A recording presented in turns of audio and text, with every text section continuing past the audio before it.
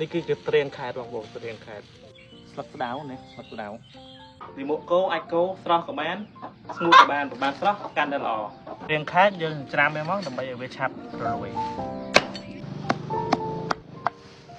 បាទស្លឹកផ្ដៅយើងច្រាមដូចគ្នាដើម្បីឲ្យវាឆាប់ពុកផុយឆាប់រលួយដូចគ្នានេះបាវដែលមានប្រហោងបាទយើងចាក់គោចូលនេះស្លឹកស្ដៅត្រៀមខែយើងដាក់ចូលក្នុងបាវមកឥឡូវយើងគួរវាអត់ល្អឲ្យចងវាមកចងវាណែនចូលក្នុងធុងនេះមកឆ្កត់វាដាក់ទឹកចូលគោ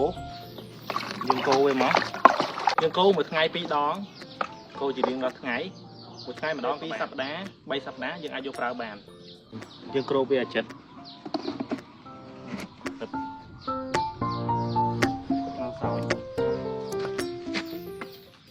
យើងយកជីកប៉ុសទឹកលាយជាមួយទឹកយើងមកយើងស្រោចជាបន្លែពោះបន្លែដែលអន់បន្លែរួញស្លឹកបន្លែដែលទៅល្អយើងស្រោចទៅបន្លែយើងផងធ្វើទៅថោកផងល្អផងខ្ញុំថាគួរតែធ្វើ